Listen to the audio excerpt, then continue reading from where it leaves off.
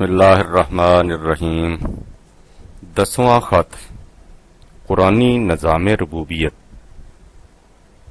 غنیمت ہے سلیم، تمہاری سمجھ میں یہ بات آ گئی کہ قرآنی نظام ربوبیت اشتراکی نظام سے بہتر ہی نہیں بلکہ انسان کو کہیں آگے لے جاتا ہے۔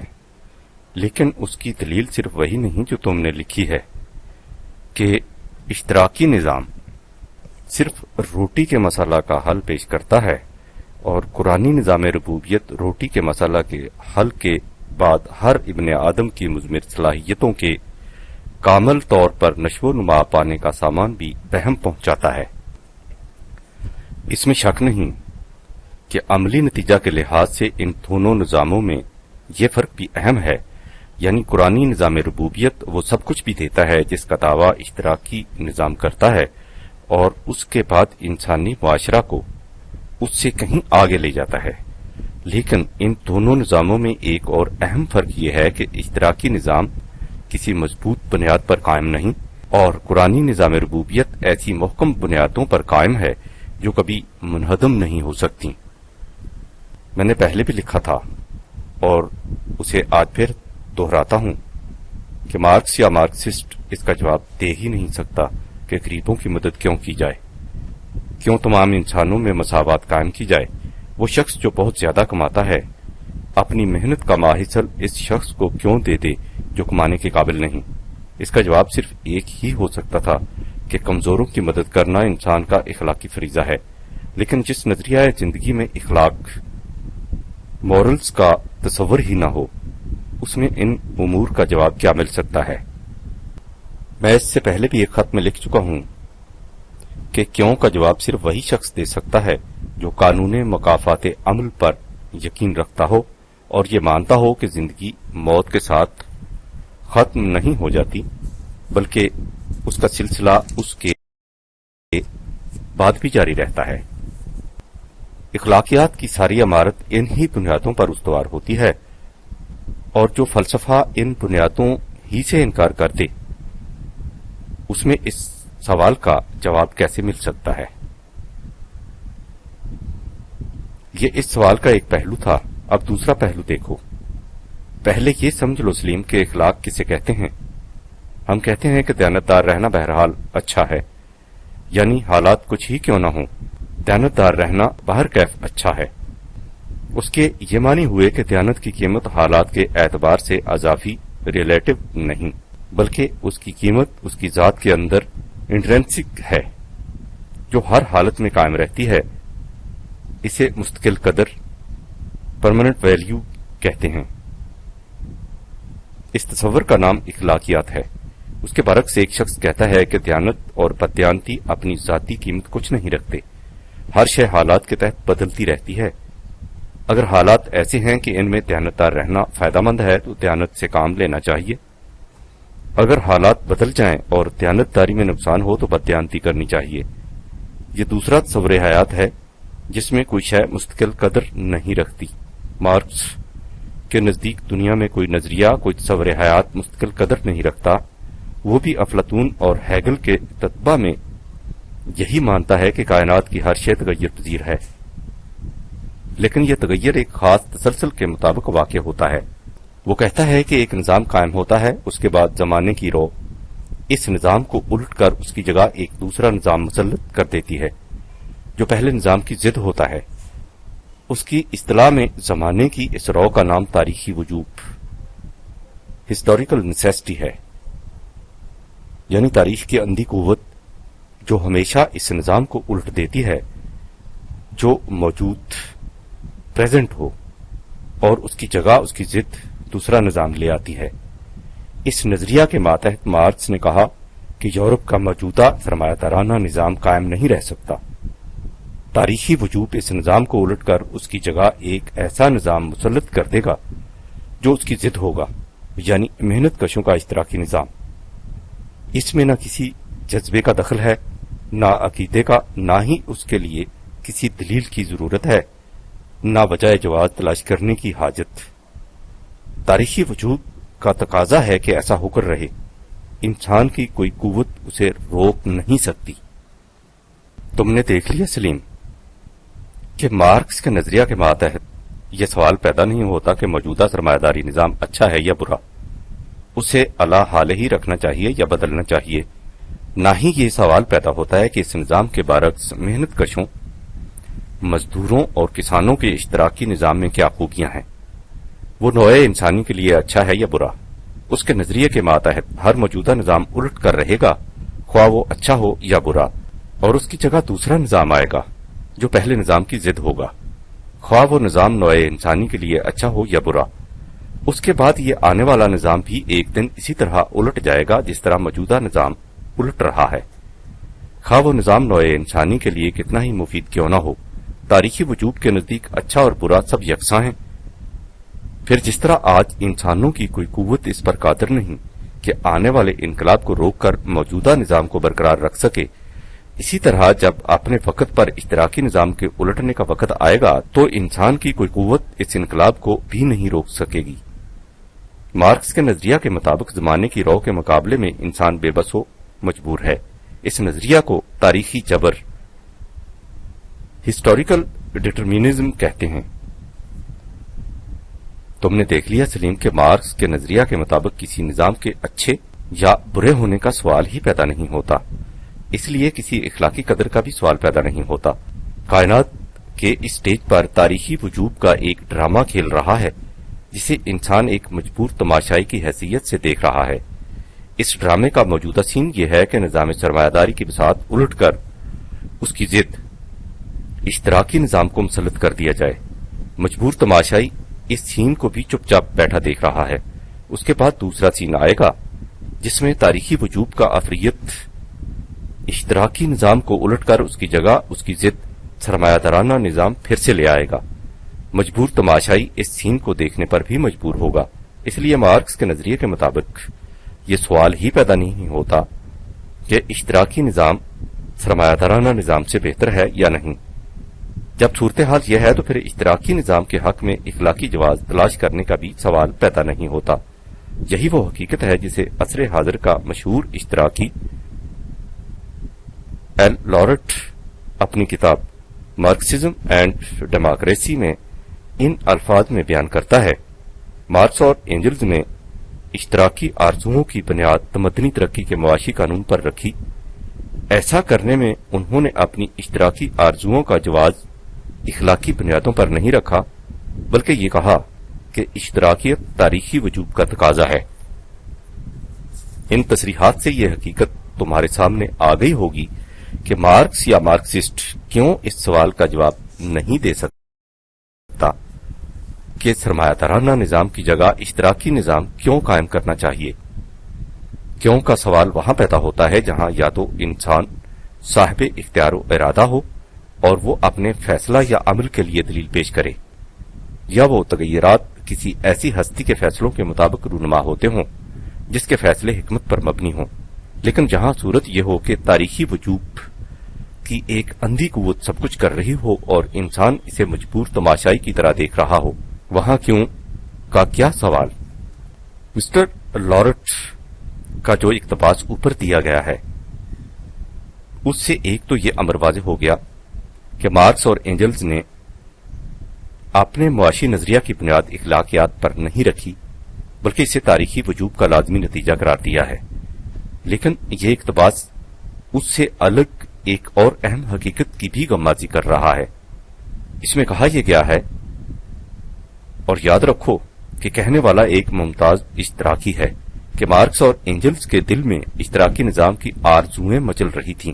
وہ چاہتے تھے کہ سرمایہ دارانہ نظام کی جگہ اشتراکی نظام قائم ہو جائے، لیکن انہیں اس نظام کے جواز جسٹیفیکیشن کے لیے اخلاقی بنیاد نہیں ملتی تھی، اس لیے انہوں نے اس کی بنیاد تاریخی وجود کے نظریہ پر رکھ دی۔ میرا بھی یہی خیال ہے سلیم کہ مارکس اپنے سینہ میں ایک دردمند دل رکھتا تھا جو غریبوں کی مصیبت پر کڑتا اور کمزوروں کی حالت کو دیکھ کر دکھتا تھا۔ اس کے زمانہ میں یورپ کے سرمایہ دارانہ نظام نے مزدوروں اور غریبوں کی جو حالت کر رکھی تھی، اس کے پیش نظر اس قسم کے دل دردمند میں جوش انتقام کا موجزن ہو جانا مستبعد نہیں تھا۔ ڈیفو نے سن 1704 عیسوی میں ایک پمفلٹ شائع کیا تھا جس میں لکھا تھا کہ اگر غریبوں کی مدد کی گئی تو وہ سہل انگار ہو جائیں گے، اور اگر انہیں سرکاری اداروں میں کام پر لگایا گیا تو اس کا اثر پرائیویٹ کارخانہ داروں پر بہت برا پڑے گا۔ اس لیے انہیں ان کی حالت پر چھوڑ دینا چاہیے، وہ اپنا رزق آپ تلاش کریں اور کام نہ ملنے کی صورت میں فاقہ کشی کریں۔ اس کے کچھ عرصہ بعد ماؤنٹولی نے اپنی مشہور کتاب فیبل آف دا بیز شائع کی، جس کا ملخص یہ تھا کہ غریبوں سے کام لینے کی ایک ہی شکل ہے، اور وہ یہ کہ انہیں محتاج رکھا جائے۔ عقل مندی کا تقاضا یہ ہے کہ ان کی ضروریات کو تھوڑا تھوڑا پورا کیا جائے، انہیں ضروریات زندگی کی طرف سے بے نیاز کر دینا حماقت ہے۔ سوسائٹی کی خوشحالی کا راز اسی میں ہے کہ لوگوں کی زیادہ سے زیادہ تعداد تباہ حال اور غریب رہے۔ 18ویں صدی کے اخیر میں برطانیہ میں یہ سوال پیدا ہوا کہ دیہاتی آبادی کو کس طرح مجبور کیا جائے کہ وہ شہروں میں آ کر کارخانوں میں مزدوری کریں۔ اس باب میں ولیم ٹوئنسن نے سن 1785 میں اپنی کتاب ڈیزارٹیشن آن دا پور لاز میں لکھا کہ بھوک کا کوڑا ایسا سخت ہے جو وحشی سے وحشی اور تند سے تند جانور کو بھی رام کر دیتا ہے۔ اس سے سرکش انسان متی و فرمانبردار بن جاتا ہے۔ اس لیے اگر تم غریبوں سے کام لینا چاہتے ہو تو اس کا ذریعہ فقط ایک ہے، یعنی بھوک۔ بھوک ہی وہ جذبہ محرکہ ہے جس سے غریب اور محتاج ہر قسم کا کام کرنے پر آمادہ ہو سکتے ہیں۔ یہ تھی وہ فضا جس میں مارکس نے آنکھ کھولی۔ ایسے حالات میں غریبوں اور مزدوروں کی امداد کے لیے عام طور پر لوگوں کے اخلاقی جذبات ہی کو اپیل کیا جاتا ہے، لیکن جب مارکس نے صورتحال کا گہری نظر سے جائزہ لیا تو اس نے دیکھا کہ غریبوں اور کمزوروں کی اس حالت کا ذمہ دار ہی وہ ضابطۂ اخلاق ہے جو یورپ میں رائج تھا۔ اس ضابطۂ اخلاق کی عمارت عیسائیت کی ان بنیادوں پر استوار تھی جن کی روح سے دنیا کی بادشاہت امیروں کے لیے تھی اور غریبوں کے حصے میں آسمان کی بادشاہت آتی تھی۔ اس ضابطۂ اخلاق میں غریبوں کو یہ سکھایا جاتا تھا کہ اگر کوئی زبردست ہاتھ ان کا کوٹ اتار لے تو انہیں چاہیے کہ اپنی واسکٹ خود اتار کر اسے دے دیں۔ ان سے کہا جاتا تھا کہ اگر چور ان کا اتنا زیادہ مال باندھ لے جو اس سے اٹھ نہ سکے تو چاہیے کہ وہ خود گٹھڑی اٹھا کر اس کے گھر چھوڑ آئے۔ لہذا اس ضابطۂ اخلاق کی روح سے امیروں اور بالادستوں سے کس طرح کہا جاتا کہ وہ غریبوں کو موقع دیں کہ وہ ابھر کر امیروں کی سطح پر آ جائیں۔ حقیقت یہ ہے کہ جیسا کہ بریفالٹ نے لکھا ہے، گزشتہ 2000 سال میں غریبوں اور مظلوموں پر جس قدر انسانیت سوز مظالم ہوئے ہیں ان کی ذمہ دار عیسائیت کی تعلیم ہے۔ یہی وجہ تھی کہ نیٹشے کو اس عیسائیت کے خون سے اپنے ہاتھ رنگنے پڑے اور اسے اصلی معنوں میں سلیب دینا پڑا۔ یہی وہ تعلیم تھی جس نے یورپ میں مذہب کے خلاف جذبات منافرت اور انتقام کو مشتعل کر دیا، اور پھر اس آگ کے شعلے ساری دنیا میں پھیل گئے۔ اگر مارکس ایسے مذہب کو غریبوں کے لیے افیون نہ کہتا تو کیا کرتا؟ ایک اور عیسائیت ہی پر کیا موقوف ہے سلیم؟ ساری دنیا کے مذاہب جو اپنی موجودہ شکل میں انسانی ذہن کے وضع کرتا ہیں، لیکن ان کی نسبت آسمانی کتابوں اور خدا فرستادوں کی طرف کر دی گئی ہے، اسی ذہنیت کے علمبردار ہیں۔ اسی زمرے میں ہمارا موجودہ مذہب بھی شامل ہے جو ہمارے دور ملوکیت کا پیدا کردہ اور سرمایہ دارانہ ذہنیت کا حامل ہے۔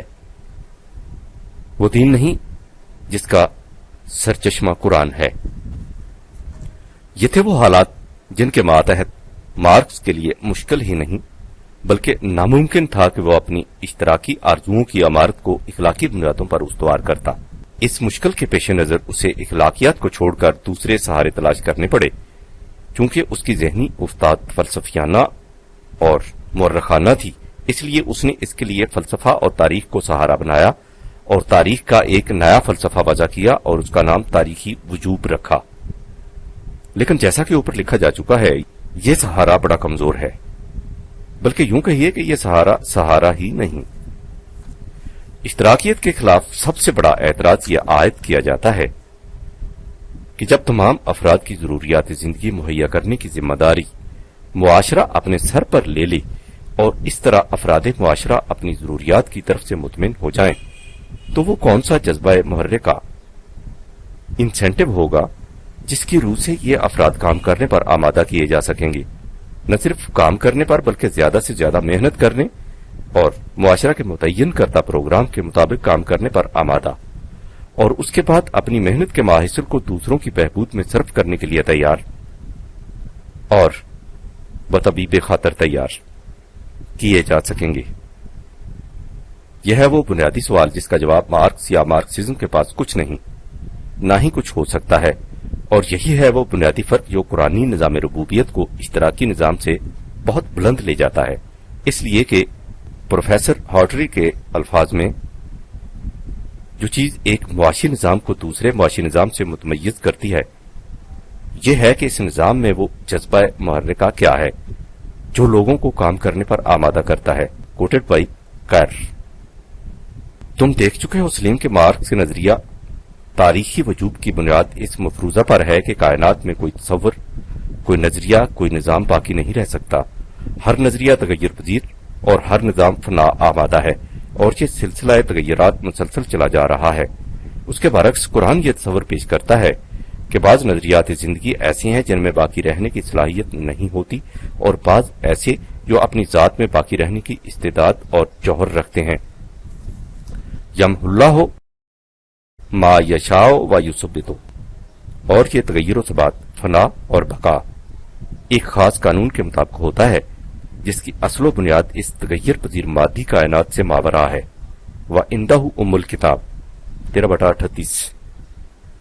اس قانون محو ثبات، فنا و بقا کی تفصیل تو طول طویل ہے، لیکن قرآن نے ان تمام تفاصیل کو ایک بنیادی نقطہ میں سمیٹ کر رکھ دیا ہے۔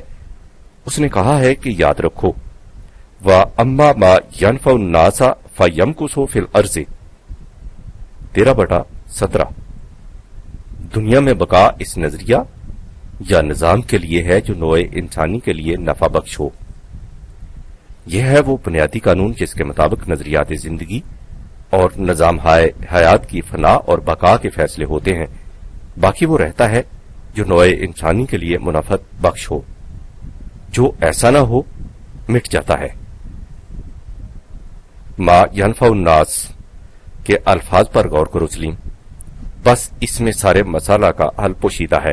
یہ ظاہر ہے کہ دنیا میں ہر شخص اپنے نفع کے لیے کام کرتا ہے، یہی وہ جذبہ محرکہ ہے جو اسے کام کرنے پر آمادہ کرتا ہے۔ کوئی شخص ایسا کام نہیں کرنا چاہتا جس میں اسے اپنا فائدہ دکھائی نہ دے۔ ہر شخص کا اپنا فائدہ، یہ ہے عام اصول۔ لیکن قرآن نے کہا ہے کہ بقا اس نظریہ یا نظام کے لیے ہے جس میں نوع انسانی کا فائدہ ہو۔ اس لیے قرآنی قانون کی روح سے وہ نظام جس میں ہر شخص کے پیش نظر اپنا ذاتی فائدہ ہو باقی رہنے کی صلاحیت نہیں رکھتا۔ اس کے برعکس وہ نظام جس میں ہر شخص کے پیش نظر نوع انسانی کا فائدہ ما ینفع الناس ہو باقی رہنے کی صلاحیت رکھتا ہے۔ قرآن یہ کہتا ہے کہ دوسری قسم کے نظام میں بھی ہر فرد کا ذاتی فائدہ موجود ہوتا ہے، لیکن یہ فائدہ فوراً براہ راست امیڈیٹلی سامنے نہیں آتا، بلکہ بالواسطہ انڈائریکٹلی ذرا آگے چل کر ان دا لانگ رن سامنے آتا ہے۔ اس کے برعکس پہلی قسم کے نظام میں ہر شخص اپنا ذاتی فائدہ فوراً دیکھ لیتا ہے۔ اسے مفاد عاجلہ، فوراً سامنے آ جانے والا نفع کہا جاتا ہے۔ کیونکہ یہ نفع پیش پا افتادہ قریب تر ہوتا ہے، اس لیے اس کے لیے قرآن نے متاع دنیا، قریبی منافع کی اصطلاح استعمال کی ہے۔ اس کے برعکس جو فائدہ پوری نوع انسانی کے اندر گردش کرتا ہوا افراد تک پہنچتا ہے اسے معال کار، آخر الامر یا مستقبل کا فائدہ کہا گیا ہے، جس کے لیے قرآن میں آخرت مستقبل کی اصطلاح آئی ہے۔ بالفاظ دیگر ذاتی منافعت، سود خویش یا انفرادی زندگی کو حیات دنیا، اور کلی منافعت سود ہمہ یا نوع انسانی کی اجتماعی زندگی کے لیے، جس میں موت کے بعد کی زندگی کا تصور بھی شامل ہے، حیات الآخرہ کی اصطلاح اختیار کی گئی ہے۔ قرآن کے نزدیک ذاتی منافعت کی انفرادی زندگی کا نظریہ غلط ہے اور کلی مفاد کی اجتماعی زندگی کا نظریہ صحیح۔ اس حقیقت کو قرآن ایک اندھے عقیدے کے طور پر نہیں منواتا اور کسی دعوے کو بھی اندھے عقیدے کے طور پر پیش نہیں کرتا۔ ہر دعوے کے لیے دلیل لاتا ہے وہ کہتا ہے کہ اگر تمہاری زندگی حیوانی سطح اینیمل لیول پر ہوتی تو پھر یہ تصور درست تھا کہ ہر فرد اپنا اپنا منافع دیکھتا، کسی کو کسی دوسرے سے کچھ واسطہ نہ ہوتا۔ جس طرح ایک حیوان کو کسی دوسرے حیوان سے کوئی غرض نہیں ہوتی۔ والذین کفروا یتمتعون ویاکلون کما تاکل الانعام 47/12۔ لیکن زندگی کی انسانی سطح ہیومن لیول میں زندگی کے تقاضے حیوانی سطح سے مختلف ہو جاتے ہیں۔ اس میں زندگی صرف طبعی زندگی فزیکل لائف نہیں ہوتی بلکہ اس سے آگے بڑھ جاتی ہے۔ طبعی زندگی کا تعلق انسانی جسم سے ہے جو قوانین طبعی فزیکل لاز کے مطابق ہر آن تغیر پذیر ہوتا رہتا ہے۔ برعکس اس کے انسان میں کچھ اور بھی ہے جو ان تمام تغیرات میں غیر متغیر رہتا ہے۔ اس کا نام انسانی ذات، پرسنالٹی یا خودی، سیلف یا انا، آئمنیس یا ایگو ہے۔ قرآن میں اس کے لیے روح خداوندی کی اصطلاح آئی ہے، یعنی انائے مطلق، ڈیولپمنٹ کی عطا کردہ توانائی۔ وہ کہتا ہے کہ انسان کے لیے جسمانی پرورش کے ساتھ ساتھ اس ذات یا انا کی تربیت، ایبسولوٹ ایگو، نہایت ضروری ہے، کیونکہ زندگی طبعی زندگی کا نام نہیں۔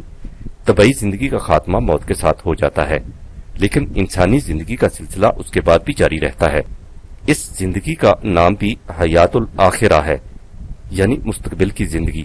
اس سے سمجھ لینا چاہیے کہ قرآن کی روح سے جہاں آج کے مقابلہ میں کل اور موجودہ نسل کے مقابلہ میں آنے والی نسل مستقبل آخرہ سے تعبیر کی جا سکتی ہے، وہاں اس دنیا کی زندگی کے بعد اگلی زندگی بھی حیات آخرت ہے۔ اب آگے بڑھو۔ جیسا کہ میں پچھلے خط میں بھی لکھ چکا ہوں، انسانی جسم کی پرورش مفاد عاجلہ متاع دنیا کی انفرادی زندگی سے ہو جاتی ہے، لیکن انسانی ذات کی نشو و نما کا رشتہ نوع انسانی کی نشو و نما کے ساتھ وابستہ ہے، اس لیے اس کے لیے پورے نوع انسانی کے مفاد کا پیش نظر رکھنا ضروری ہے۔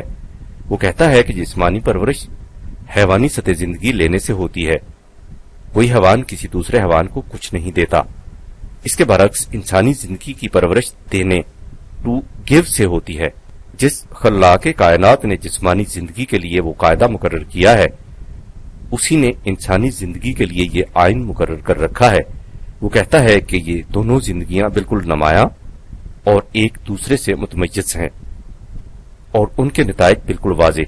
دیکھو سورہ واللیل میں اس حقیقت کو کس قدر بلیغ انداز میں بیان کیا گیا ہے جب فرمایا کہ انا سعیکم لشتی 92/4، تمہاری کوششیں مختلف سمتوں میں جاتی ہیں، لیکن اس حقیقت کو یاد رکھو کہ فاما من آتا واتقی، جس نے دینا سیکھا اور اس طرح اپنے آپ کو تباہیوں سے محفوظ رکھا، وصدق بالحسنی، اور معاشرے میں توازن پیدا کر کے اس حقیقت کو سچ کر دکھایا، فسنیسرہ للیسری، تو اس کے لیے نشو و نما کی راہیں آسان ہو گئیں۔ اس کے برعکس وَأَمَّا مَن بَخِلَ، جس نے صرف لینا سیکھا اور سب کچھ اپنے ذاتی مفاد کے لیے سمیٹ لیا، وَاسْتَغْنَىٰ، اور سمجھ لیا کہ یہی کچھ میری پرورش کے لیے کافی ہے، مجھے اس کے سوا کسی اور چیز کی ضرورت نہیں، نہ معاشرہ کی اور نہ دیگر افراد انسانیہ کی، وَكَذَّبَ بِالْحُسْنَىٰ، اور اس طرح معاشرے کے توازن کو بگاڑ دیا، فَسَنُيَسِّرُهُ لِلْعُسْرَىٰ، تو اس کے لیے نشو و نما کی راہیں مسدود ہو گئیں اور وہ مشکلات میں پھنس گیا۔ لیکن یہ اس کی بھول ہے، اس نے سمجھا ہی نہیں کہ انسانی زندگی کیا ہے اور اس کی نشو و نما کے لیے کیا قانون مقرر ہے۔ اس کے سامنے یہ حقیقت اس وقت نمایاں ہوگی جب اس کی اس غلط روش کے خلاف معاشرہ میں انقلاب برپا ہو جائے گا، اور اس وقت وہ دیکھے گا کہ اس کا جمع کردہ مال اس کے کسی کام نہیں آیا، وما یغنی عنہ مالہ اذا تردی۔ اس نے یہ روش اس لیے اختیار کی تھی کہ اس نے سمجھا تھا کہ وہ زندگی کی نشو و نما کے لیے خود ہی قادم مقرر کر سکتا ہے، لیکن اس نے اس حقیقت کو بھلا دیا کہ انسانی زندگی کی نشو و نما کے لیے خود ہی قادم مقرر نہیں کیے جا سکتے۔ ان قواعد و قوانین کا سرچشمہ وہی ہے جو زندگی کا سرچشمہ ہے، انا علینا للہدا، اس لیے کہ عقل انسانی کے پیش نظر فقط فرد متعلقہ کے مفاد یعنی مفاد عاجلہ کی نگہداشت ہوتی ہے، اور قانون خداوندی کے سامنے مفاد عاجلہ اور مستقبل کے مفاد دونوں ہوتے ہیں۔ وہ انسان کی طبعی زندگی کی پرورش کو بھی سامنے رکھتا ہے اور انسانی ذات کی نشو و نما کو بھی۔ اس سے ان کی یہ دنیا بھی خوشگوار ہو جاتی ہے اور اگلی زندگی بھی تابناک۔ وَإِنَّ لَنَا لَلْآخِرَةَ وَالْأُولَى، خدا کا قانون انسان کو انداز زندگی کی ہلاکت سامانیوں سے متنبع کرتا ہے جو انسانی زندگی کی برومندیوں کو جلسا دیتی ہیں۔ فَأَنذَرْتُكُمْ نَارًا تَلَظَّىٰ، اس تباہی اور ہلاکت کا شکار وہ لوگ ہوتے ہیں جو انفرادی زندگی کو نصب العین حیات بنا لیتے ہیں۔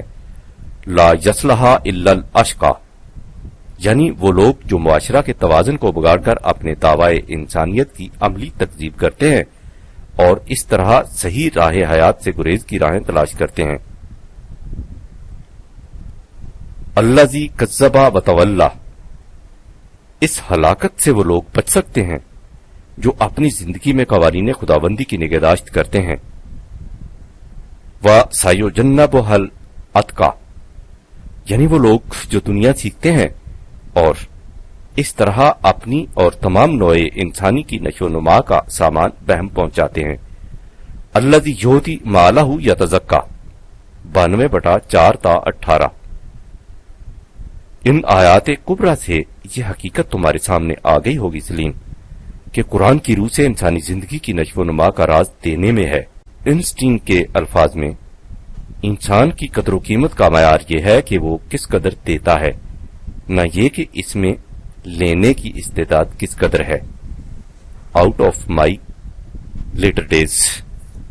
دنیا اور آخرت کا یہ مفہوم اس سے پہلے بھی سامنے آ چکا ہے، میں نے اسے دہرایا اس لیے ہے کہ یہ حقیقت بڑی لطیف لیکن اس کے ساتھ ہی بڑی اہم ہے، اور جب تک اسے اچھی طرح ذہن نشین نہ کر لیا جائے قرآن کے متعلقہ مباحث سمجھ میں نہیں آ سکتے۔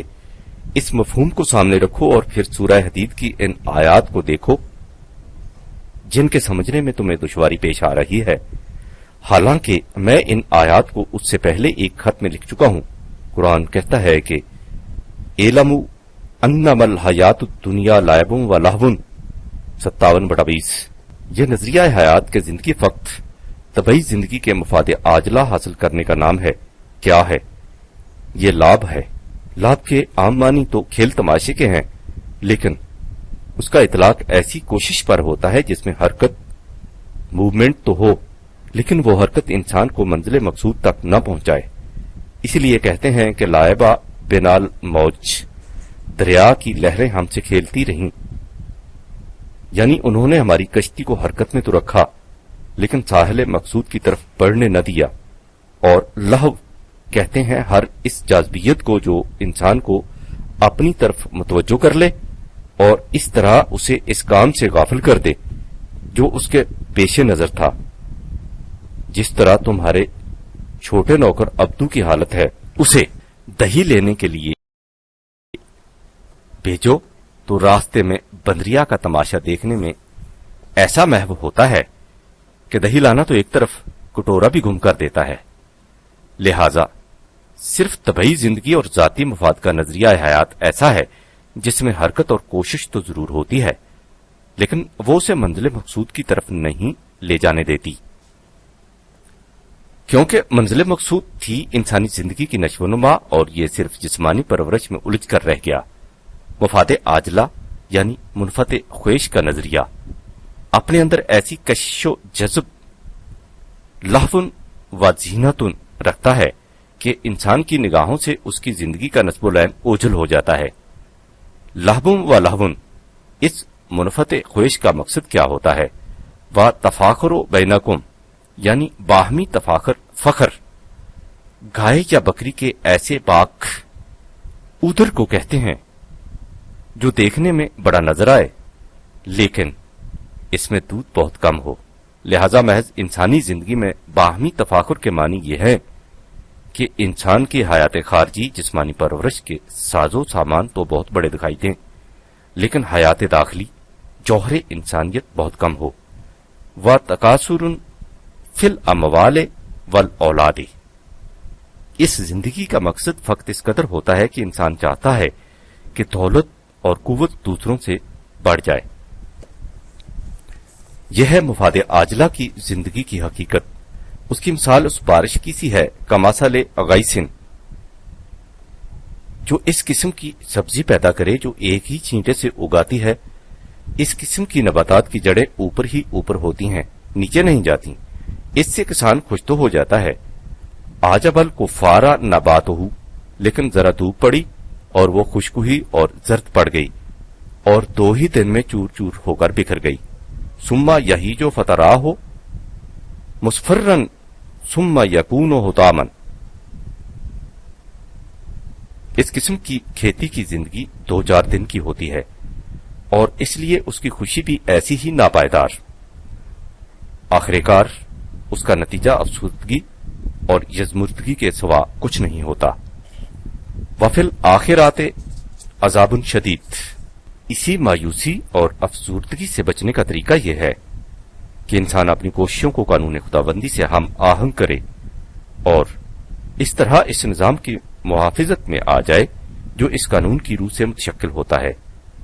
وَمَغْفِرَةٌ مِّنَ اللَّهِ وَرِضْوَانٌ، مذکورہ بالا مثال سے یہ حقیقت سامنے آ گئی کہ مفاد عاجلہ کی زندگی متاع فریب کے سوا کچھ نہیں۔ وَمَا الْحَيَاةُ الدُّنْيَا إِلَّا مَتَاعُ الْغُرُورِ، اس کے بعد ارشاد ہے کہ ہم جانتے ہیں کہ باہمی منافست کا جذبہ انسان کے اندر موجود ہے۔ ہم اس جذبہ کو کچلنا نہیں چاہتے، البتہ اس کے لیے میدان دوسرا تجویز کرتے ہیں۔ تم مسابقت کرنا چاہتے ہو تو مسابقت کرو۔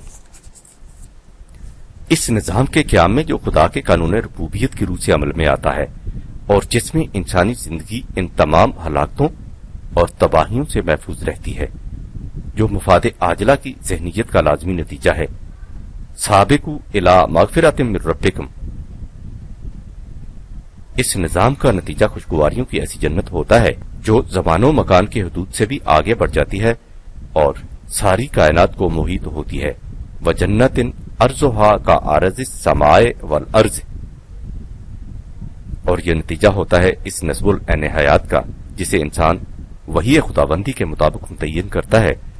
اعدت للذین آمنوا باللہ ورسلہ، اس قسم کی خوشگواریاں اور کامرانیاں کسی خاص گروہ یا افراد تک محدود نہیں ہوتی، بلکہ ہر اس جماعت کے حصہ میں آ سکتی ہیں جو انہیں حاصل کرنا چاہے، یعنی اپنے اندر ان کے حصول کی صلاحیت پیدا کرے۔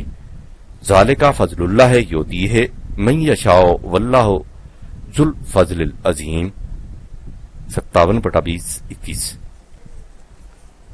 اوپر کہا گیا ہے کہ یہ معاشی خوشحالیاں اسے مل سکتی ہیں جس میں ان کے حاصل کرنے کی صلاحیت یا استعداد ہو۔ اب سوال یہ پیدا ہوتا ہے کہ اگر کسی شخص میں کسی داخلی یا خارجی حادثہ کی وجہ سے اس استعداد میں کمی واقع ہو جائے یا وہ بالکل ہی سلب ہو جائے، مثلا بعض پیدائشی کمزوریاں یا بعض بیماریوں کے عواقب یا خارجی حادثات، تو کیا ایسی صورت میں وہ شخص ان خوشحالیوں سے محروم رہ جائے گا؟ بالکل نہیں۔ خدا کے قانون ربوبیت میں اس قسم کے حوادث کے لیے پہلے ہی سے پروویژن کر دی گئی ہے، اس لیے کہ ایسے معاشرہ میں جس میں ہر فرد کا نصب العین حیات دوسروں کی ربوبیت نشو و نما ہو، اس قسم کی پروویژن از خود موجود ہوتی ہے۔ ما أصاب من مصيبة في الأرض ولا في أنفسكم إلا في كتاب من قبل أن نبرأها إن ذلك على الله يسير۔ 57/22۔ اس معاشرہ میں اس قسم کے حوادث انسان کو نشو و نما سے محروم نہیں رکھتے، اس لیے کہ اس میں جن افراد کو زیادہ استعداد میسر ہوتی ہے وہ اسے اپنی ذاتی ملکیت سمجھ کر اس کے ماحصل کو اپنے ہی تک محدود نہیں رکھتے. لکیلا تاسو علی ما فاتکم ولا تفرحوا بما آتاکم. اس قسم کی دشواریاں تو اس معاشرہ میں پیش آتی ہیں جہاں ہر شخص دوسرے کی گھات میں اس طرح رہتا ہے جس طرح شکاری چپکے چپکے دبے پاؤں شکار کی طرف جاتا ہے اور اسے پکڑ کر بہت خوش ہوتا ہے. واللہ لا یحب کل مختال فخور. اس قسم کے شکاری معاشرہ میں ارباب حل و عقد کی کیفیت یہ ہوتی ہے کہ وہ سب کچھ اپنے لیے سمیٹنے کی فکر کرتے رہتے ہیں اور اس خیال سے کہ لوگ ان کی اس روش پر گرفت نہ کر سکیں ایسے قوانین وضع کر دیتے ہیں جن سے اس قسم کی مفاد پرستیاں قانوناً جائز قرار پا جائیں. للذین یبخلون و یامرون الناس بالبخل. یہ لوگ قانون ربوبیت سے اعلانیہ سرکشی کی جرت تو نہیں کر پاتے، البتہ اس قسم کی قانون سازیوں سے اپنے لیے گریز کی راہیں نکالتے رہتے ہیں. ان گریز کی راہیں نکالنے والوں کو معلوم ہونا چاہیے کہ اس سے خدا کا قانون ذرا بھی اثر پذیر نہیں ہوتا. وہ ان باتوں سے بے نیاز ہے اور یہی اس کے قابل ستائش ہونے کی دلیل ہے. وَمَن يَتَوَلَّ فَإِنَّ اللَّهَ هُوَ الْغَنِيُّ الْحَمِيدُ. 57/23-24. اس قسم کے معاشرہ کے قیام کے لیے انتظام یہ کیا گیا تھا کہ خدا کے رسول اس نظام کے اصول و ضوابط لے کر آئیں جن کے ذریعہ انسانی معاشرہ میں توازن قائم رہے. لقد ارسلنا رسولنا بالبینات وانزلنا معهم الکتاب والمیزان لیقوم الناس بالقسط. لیکن اللہ کو یہ بھی معلوم تھا کہ انفرادی مفاد کی فکر میں غلطاں پیچاں رہنے والے گروہ محض واض و نصیحت سے ایسا معاشرہ قائم نہیں ہونے دیں گے. اس لیے اس نے نوع انسانی کی نفع بخشی کے لیے ضوابط قانون کے ساتھ شمشیر خارشگاہ بھی نازل کی. وَأَنزَلْنَا الْحَدِيدَ فِيهِ بَأْسٌ شَدِيدٌ وَمَنَافِعُ لِلنَّاسِ. 57/25. لیکن اس نظام کے قیام کے لیے سب سے مقدم ضرورت اس جماعت کی ہے جو مفاد عاجلہ کی جاذبیتوں سے صرف نظر کر کے اس نظام کے اندیکھے نتائج پر ایمان رکھے اور اسے اس کا یقین محکم ہو کہ یہ نظام اپنے اندر اتنی قوت رکھتا ہے جس سے یہ مخالفتوں کی تمام قوتوں پر غالب آ کر رہے گا. وَلِيَعْلَمَ اللَّهُ مَن يَنصُرُهُ وَرُسُلَهُ بِالْغَيْبِ إِنَّ اللَّهَ قَوِيٌّ عَزِيزٌ. 57/25. تم نے دیکھا سلیم کہ یہ دونوں معاشرے کس طرح نکھر کر الگ الگ ہو جاتے ہیں. ایک معاشرہ وہ جو اس نظریہ پر قائم کیا گیا ہو کہ اس کا وجود نوع انسانی کی منافت ربوبیت عامہ کے لیے ہے، اور دوسرا وہ جو بخل کے تصور پر قائم ہوتا ہے. بخل کے معنی یہ ہیں کہ کوئی فرد یا گروہ یا قوم سب کچھ اپنے مفاد کے لیے سمیٹ لے اور سامان زیست کو دوسروں کی منافت کے لیے عام نہ ہونے دے. اسے ارسٹڈ انٹرسٹس کا معاشرہ کہیے. اس سے بخل کے معنی واضح ہو جاتے ہیں. قرآن نے مختلف مقامات پر واضح الفاظ میں بتا دیا کہ جو نظام اس نظریہ پر قائم ہوگا وہ باقی نہیں رہ سکتا. اس کی جگہ ایسا نظام لے لے گا جو اس کے مختلف نظریہ پر قائم ہوگا. یعنی نوع انسانی کی منافت کے لیے اس کے لیے بخل کے مقابلہ میں انفاق کی اصطلاح آتی ہے. اسے اوپن انٹرسٹس کا معاشرہ سمجھنا چاہیے. اس سے انفاق کے معنی واضح ہو جاتے ہیں، یعنی وہ میانی جس کے دونوں سرے کھلے ہوں. سورہ محمد صلی اللہ علیہ وسلم میں ہے کہ تمہارا نصب العین حیات یہ ہونا چاہیے کہ تم اپنی محنتوں کا ماحصل نوع انسانی کی منافت کے لیے صرف کرو. ہا انتم ہاؤلاء تدعون لتنفقوا فی سبیل اللہ. 47/38. لیکن تمہاری یہ کیفیت ہے کہ تم اس کے برعکس سب کچھ اپنی ذات کے لیے سمیٹنے لگ جاتے ہو. فمنکم من یبخل. تم بزم خواہش یہ سمجھتے ہو کہ تم اس طرح دوسرے انسانوں کو سامان نشو و نما سے محروم کر دو گے، حالانکہ یہ حقیقت ہے کہ اس انداز نگاہ کا نتیجہ یہ ہوگا کہ تم اس سے خود ہی محروم رہ جاؤ گے، اس سے تمہاری ذات کی نشو و نما رک جائے گی۔ وَمَن يَبْخَلُ فَإِنَّمَا يَبْخَلُ عَن نَفْسِهِ، جو معاشرہ قانون خداوندی کے مطابق قائم ہوتا ہے وہ اپنے پاؤں پر آپ کھڑا ہوتا ہے، وہ تم سے کچھ نہیں مانگتا، البتہ تم اپنی نشو و نما کے لیے اس کے محتاج ہوتے ہو۔ واللہ الغنی وانتم الفقراء، اب یہ دونوں راہیں تمہارے سامنے ہیں۔ اگر تم بخل والا معاشرہ قائم کرو گے تو اسے بقا نصیب نہیں ہو سکتی، اس لیے تم اجتماعی حیثیت سے مٹ جاؤ گے۔ تمہاری جگہ ایک ایسی قوم آ جائے گی جو تمہارے جیسی ذہنیت نہیں رکھے گی، اور اس کے ہاتھوں وہ نظام قائم ہو جائے گا جو نوع انسانی کی ربوبیت کا ذمہ دار ہوگا۔ وَإِن تَتَوَلَّوْا يَسْتَبْدِلْ قَوْمًا غَيْرَكُمْ ثُمَّ لَا يَكُونُوا أَمْثَالَكُمْ 47/38، یعنی خدا کا یہ اٹل قانون ہے کہ بقا اسی نظام کے حصہ میں آ سکتی ہے جس کا مطمع نگاہ نوع انسانی کی منافعت ہو۔ وَأَمَّا مَا يَنْفَعُ النَّاسَ فَيَمْكُثُ فِي الْأَرْضِ 13/17، میں نے تمہیں اپنے سابقہ خط میں بتایا تھا کہ خدا پر ایمان کے معنی یہ ہیں کہ جو معاشرہ اس کے قوانین کے مطابق قائم ہو اسے صفات خداوندی کا مظہر ہونا چاہیے۔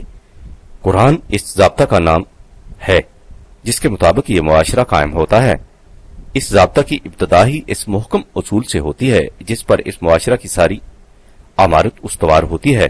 وہ بنیادی اصول ہے الحمدللہ رب العالمین، جس کا مطلب یہ ہے کہ دنیا میں وہی معاشرہ مستحق کے تعریف و ستائش ہوگا جو رب العالمینی تمام نوع انسانی کی ربوبیت کے محکم اصول پر قائم کیا جائے گا۔ اس نظام کو قائم کرنے والوں کی یہ خصوصیت ہوتی ہے کہ وہ ہمیشہ اپنے آپ پر دوسروں کو ترجیح دیتے ہیں، خواہ اس سے ان پر کچھ تنگی ہی کیوں نہ آ جائے۔ یؤثرون علی انفسہم ولو کان بہم خصاصۃ، اس لیے کہ وہ جانتے ہیں کہ انسانی ذات کی نشو و ارتقاء کا راز ہی اس میں پوشیدہ ہے۔ وَمَن یُوقَ شُحَّ نَفْسِهِ فَأُولَٰئِکَ هُمُ الْمُفْلِحُونَ 59/9، شحّ کے لفظ پر غور کرو، انفرادی مفاد پر مبنی معاشرہ کی پوری تصویر سامنے آ جائے گی۔ ذرا سامنے لاؤ اس منظر کو کہ گرمی کی شدت ہے، کسی ایک جگہ تھوڑا سا پانی ہے اور اس کے ارد گرد پیاسوں کا ہجوم۔ ایسے میں ہر پیاسے کی یہ کوشش ہوتی ہے کہ وہ دوسروں کو دھکیل کر پیچھے ہٹا دے اور خود آگے بڑھ کر پانی پی لے۔ اس قسم کے منظر کو کہتے ہیں تشامہ الماء، شح نفس اسی قسم کی ذہنیت کا نام ہے۔ تم نے غور کیا سلیم کہ قرآن نے کس طرح ایک لفظ میں اس معاشرے کی پوری ذہنیت کا نقشہ کھینچ دیا ہے جس میں ہر فرد اپنے مفاد کو سامنے رکھتا ہے۔ یہ ہے وہ معاشرہ جو بخل، مفاد خواہش کی ذہنیت پر استوار ہوتا ہے۔ اس کے برعکس دوسرا معاشرہ وہ ہے جو انفاق، مفاد کلی کے تصور پر قائم ہوتا ہے، جس میں ہر پیاسے کی خوشی اسی میں ہوتی ہے کہ دوسرا آدمی پہلے پانی پی لے۔ تم نے پروفیسر ہاٹرے کا یہ قول اوپر دیکھا ہے کہ معاشی نظاموں میں وجہ تفریق صرف یہ ہوتی ہے کہ ان میں لوگوں کے کام کرنے کے لیے جذبہ محرکہ کیا ہوتا ہے۔ تم غور کرو سلیم کہ جس معاشرہ میں افراد کی ذہنیت میں اس انداز کی تبدیلی پیدا ہو جائے جس کا ذکر اوپر آ چکا ہے، اس کی محکمیت اور افضلیت میں کسے انکار ہو سکتا ہے۔ قرآن اس ذہنیت کو بھی یوں ہی اندھے عقیدے کی بنا پر پیدا نہیں کرتا، وہ اس کے لیے دلائل پیش کرتا ہے۔ وہ کہتا ہے کہ مختلف افراد معاشرہ میں اکتسابی صلاحیتیں، ارننگ کیپیسٹیز مختلف ہوتی ہیں۔ جس شخص میں اکتسابی استعداد زیادہ ہوتی ہے اور وہ اس استعداد کو کام میں بھی لاتا ہے، وہ زیادہ کماتا ہے۔ یہ شخص کہتا ہے کہ میں نے جو کچھ کمایا ہے اپنی ہنر بندی سے کمایا ہے، اس لیے میں اس کمائی کا واحد مالک ہوں، میں اسے کسی دوسرے کو کیوں دے دوں۔ قرآن میں قارون کو مفاد پرستانہ ذہنیت کے نمائندہ کی حیثیت سے پیش کیا گیا ہے۔ سورہ قصص میں ہے کہ جب اس سے کہا جاتا کہ وہ اپنی اس روش کو چھوڑ کر جس سے معاشرہ میں ناہمواریاں پیدا ہوتی ہیں وہ روش کیوں نہیں اختیار کرتا جس سے انسانی مساوات کا نظام قائم ہو جائے. ولا تبغل فسادا فی الارض ان اللہ لا یحب المفسدین 28/77. تو وہ اس کے جواب میں کہتا کہ جو کچھ میں نے اپنی ہنرمندی سے کمایا ہے اسے دوسروں کو کیوں دے دوں. قال انما اوتیتہ علی علم عندی 28/78. یہ ذہنیت کسی خاص قارون کی نہیں، ہر دور کا قارون سرمایہ دار اپنی روش کے جواب میں یہی دلیل پیش کرتا ہے. 39/49. قرآن کہتا ہے کہ ذرا سوچو کہ جس چیز کو تم اپنی ہنرمندی علم عندی قرار دیتے ہو اس میں خود تمہارا حصہ کتنا ہے اور کتنا حصہ تمہیں مفت ملا ہے. استعداد کا اختلاف پیدائش سے شروع ہوتا ہے، اس کے بعد اس پر بچے کا ابتدائی ماحول، تربیت اور تعلیم اثر انداز ہوتی ہے، پھر مواقع اپرچونٹیز کا سوال سامنے آتا ہے. اب سوچو کہ ان تمام مراحل میں خود ذاتی ہنرمندی کا کس قدر دخل ہوتا ہے اور ان عناصر کا کس قدر جو تمہارے اپنے پیدا کردہ نہیں ہوتے. یہ حقیقت بعد نتامک سامنے آ جائے گی کہ تمہاری استعداد و صلاحیت کی بنیادیں ان عوامل فیکٹرز پر قائم ہوتی ہیں جن میں یا تو تمہارا دخل ہوتا ہی نہیں اور اگر ہوتا ہے تو بہت کم. اس کے بعد اس مرحلہ میں آ جاؤ جس میں تم اپنی استعداد کو عمل میں لا کر یعنی محنت کر کے دولت کماتے ہو. اس میں بھی دیکھو تمہاری ہنرمندی کا حصہ کس قدر ہوتا ہے اور کتنا حصہ آفاقی قوتوں نیچرل فورسز کا ہوتا ہے. قرآن کا انداز یہ ہے سلیم کہ وہ مجرد حقائق ایبسٹریکٹ ریئلٹیز کو محسوس مثالوں کنکریٹ ایگزامپل کے ذریعے ذہن نشین کراتا ہے. چنانچہ وہ اس حقیقت کو اجاگر کرنے کے لیے جس کا ذکر اوپر کیا جا چکا ہے کھیتی کی مثال پیش کرتا ہے اور اس کے ساتھ ہی ان عوامل و عناصر کو بھی سامنے لاتا ہے جن پر ہماری روزمرہ کی زندگی کا دار و مدار ہے. وہ کہتا ہے کہ غور کرو اس غلے کی پیدائش میں جسے تم آخر الامر اپنی ملکیت سمجھ کر سمیٹ بیٹھتے ہو تمہاری ہنرمندی کا کتنا حصہ ہے اور کتنا حصہ ہمارا ہے. وہ کہتا ہے کہ افرائیتم ما تحرسون 56/63. کیا تم نے کبھی اس پر بھی غور کیا ہے کہ غلہ پیدا کس طرح ہوتا ہے؟ یہ چیز ہر روز تمہارے سامنے آتی ہے. یہ کوئی ایسی بات نہیں جس کا تمہیں علم نہ ہو یا جس کا علم حاصل کرنے کے لیے تمہیں کہیں دور دراز جانا پڑے. یہ تو تمہارے ہر روز کے مشاہدے کی چیز ہے. دیکھو کہ غلے کی پیداوار میں تمہارا کس قدر حصہ ہوتا ہے. پہلے تو یہ دیکھو کہ خود زمین جس سے کھیتی اگتی ہے وہ تمہاری پیدا کرتا نہیں، لہذا اس کاروبار میں راس المال پرنسپل انویسٹمنٹ بھی تمہارا نہیں. اب آگے بڑھو. اس زمین میں تم اتنا ہی کرتے ہو کہ ہل جوت کر بیج ڈال دیتے ہو. ما تحرسون. اب سوچو کہ مٹی میں ملے ہوئے بیج سے کونپل کون پیدا کرتا ہے؟ ہرس کو زراعت میں کون تبدیل کرتا ہے؟ کیا یہ کچھ تم کرتے ہو یا خدا کا آفاقی قانون کرتا ہے؟ انتم تزرعونہ ام نحن الزارعون. اگر اس میں ہمارا یعنی خدا کا قانون کار فرمانا ہو تو کھیتی اگنا تو ایک طرف تمہارے بیج کے دانے بھی مٹی کے ساتھ مٹی ہو جائے اور اس طرح تمہاری محنت بھی رائے گاں جائے اور ساتھ مفت کی چٹی بھی پڑ جائے. لو نشاؤ لجعلنہ حطاما فظللتم تفکہون انا لمغرمون بل نحن محرومون. اور تم سر پیٹ کر رہ جاؤ. اور آگے بڑھو اور سوچو کہ یہ صاف اور شفاف پانی جس پر کھیتی کا دار و مدار اور خود تمہاری زندگی کا انحصار ہے تمہاری ہنرمندی سے پیدا ہوتا ہے. افرأیتم الماء الذی تشربون. وہ کون ہے جو پانی کو سمندر سے اٹھا کر بادلوں کے مشکیزے میں بھرتا ہے اور اسے تمہاری ضرورتوں کے مطابق جگہ جگہ تقسیم کرتا ہے. زائد پانی کو پہاڑوں کی چوٹیوں کے حوضوں ریزروائرز میں جمع کر دیتا ہے اور اسے آہستہ آہستہ ندی نالوں میں بہاتا ہوا تمہارے کھیتوں اور مکانوں تک لے آتا ہے. انتم انزلتموہ من المزن ام نحن المنزلون. اس کے ساتھ ہی یہ بھی سوچو کہ یہ کس کا انتظام ہے کہ سمندر کے پانی کے تمام نمک جس سے وہ پانی نہ پینے کے قابل رہتا ہے، نہ زراعت کے کام آ سکتا ہے، وہیں رہ جاتے ہیں، اور کشید کردہ مقطر پانی تمہاری سراہیوں اور کھیتوں میں پہنچ جاتا ہے۔ لو نشاؤ جعلناہ اجاجا فلولا تشکرون۔ اور آگے بڑھو اور سوچو کہ تمازت اور حرارت جس پر نشو و نما اور ہست و بود کا انحصار ہے، کس کے قانون سے تپش آمادہ رہتی ہے؟ کیا اس کی حرارت تمہاری پیدا کرتا ہے؟ افرأیتم النار التی تورون انتم انشأتم شجرتها ام نحن المنشئون۔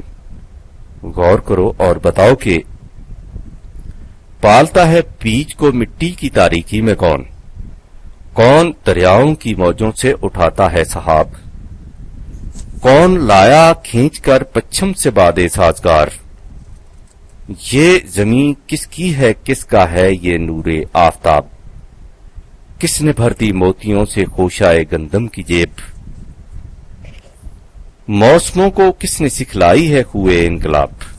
ظاہر ہے کہ یہ کاروبار تمہارا اور ہمارا مشترکہ تھا، اس میں دیکھو کہ تمہارا حصہ کس قدر ہے اور ہمارا حصہ کس قدر۔ جس نسبت سے تمہارا اور ہمارا حصہ ہے، اسی نسبت سے اس کاروبار کا ماحصل یعنی پیداوار تقسیم کر لو۔ تم اپنا حصہ آپ لے لو اور ہمارا حصہ وہاں پہنچا دو جہاں ہم کہتے ہیں۔ یہ حصہ ان ضرورت مندوں کا ہے جن میں اقتصادی استعداد بہت کم ہے، یا وہ معاشرے کے دوسرے کاموں میں لگے ہوئے ہیں، یا جن کی استعداد کسی وجہ سے سلب ہو چکی ہے۔ ہم نے اس حصہ کو انہی کے لیے مختص کر رکھا ہے۔ نحن جعلناہ تذکرۃ ومتاع للمقوین۔ مقوین کے معنی ہے بھوکے۔ یہ ہے وہ طریقہ جس سے ربوبیت عظما کا انتظام ہو سکے گا۔ بس تمہیں چاہیے کہ اس نظام ربوبیت کے قیام کے لیے کوشاں رہو۔ فسبح باسم ربک العظیم 56/63 تا 74۔ سلیم، تم نے دیکھا کہ قرآن کس قدر بلیغ انداز سے اس حقیقت کو اجاگر کرتا ہے کہ جس ماحصل کو انسان اپنی ہنرمندی اور کاریگری کا نتیجہ قرار دیتا ہے، اس میں خود انسان کا کتنا حصہ ہوتا ہے اور کس قدر حصہ ان عناصر و عوامل کا جن کے پیدا کرنے یا بروئے کار لانے میں اسے کوئی دخل نہیں ہوتا۔ یہ عناصر یا تو اس معاشرے کے پیدا کردہ ہوتے ہیں جس میں وہ فرد پرورش پاتا ہے، مثلا صحت اور غذا کا انتظام، تعلیم و تربیت کے ادارے، سازگار ماحول اور مساعد فضا وغیرہ وغیرہ، یا کائنات میں بکھری ہوئی نعمتیں جو بلا محنت و مشقت حاصل ہوتی ہیں، مثلا زمین، پانی، ہوا، روشنی، گرمی وغیرہ۔ اس لیے قرآن دوسری جگہ کہتا ہے کہ تمہارا یہ خیال غلط ہے کہ جو چیز تمہاری استعداد اور صلاحیت کی زیادتی کا نتیجہ ہے، اس پر تمہیں حق ملکیت حاصل ہے۔ جیسا کہ میں نے سابقہ خط میں لکھا تھا، سورہ نحل میں ہے کہ تم میں سے بعض افراد کو دوسرے افراد کے مقابلہ میں زیادہ اکتسابی قوتیں حاصل ہیں، لیکن یہ استعداد تمہاری اپنی پیدا کرتا نہیں، قانون خداوندی کی عطا فرمودہ ہے۔ واللہ فضل بعضکم علی بعض فی الرزق 16/71۔ لہذا جب حقیقت یہ ہے تو پھر اس استعداد کا ماحصل تمہاری ذاتی ملکیت کس طرح ہو سکتا ہے؟ اس ماحصل کی تقسیم اس طرح ہونی چاہیے کہ کم استعداد کے لوگ جو چھوٹے چھوٹے کاموں پر مامور ہیں، اس سے ان کی ضروریات زندگی کا سامان مہیا کیا جائے۔ افم الذین فضلوا براد رزقہم علی ما ملکت ایمانہم۔ قرآن کہتا ہے کہ تم اس تقسیم کو اس لیے اختیار نہیں کرنا چاہتے کہ تم سمجھتے ہو کہ اس سے زیادہ اور کم استعداد والے لوگ سب برابر ہو جائیں گے۔ فہم فیہ سواء، وہ کہتا ہے کہ اس کے تو یہ معنی ہوئے کہ تمہیں جو قوت اور استعداد خدا کی طرف سے بطور بخشائش ملی ہے، تم اسے اپنی ملکیت تصور کرتے ہو اور اس کے عطیہ خداوندی ہونے سے انکار کرتے ہو۔ افب نعمت اللہ یجحدون، وہ کہتا ہے کہ یہ انداز نگاہ بالکل غلط ہے کہ عطایائے خداوندی کو سمیٹ کر اپنی ہی ذات کے لیے مختص کر لو۔ جب ہم نے اپنے عطیات سامان پرورش میں حد بندیاں نہیں کی تو کسی انسان کو کیا حق حاصل ہے کہ انہیں محدود اور مقید کر کے رکھ لے۔ وما کانا عطاء رب کا محظورا 17/20۔ تم نے دیکھا سلیم، قرآن کریم کس طرح اس حقیقت کو نمایاں کرتا ہے کہ مفاد پرستانہ گروہ یعنی سرمایہ دارانہ ذہنیت کی یہ دلیل کہ جس دولت کو ہم اپنی ہنرمندیوں سے پیدا کرتے ہیں اسے دوسروں کو کیوں دے دیا جائے، کس قدر نگاہ کا فریب اور حقیقت سے بے خبری کی دلیل ہے۔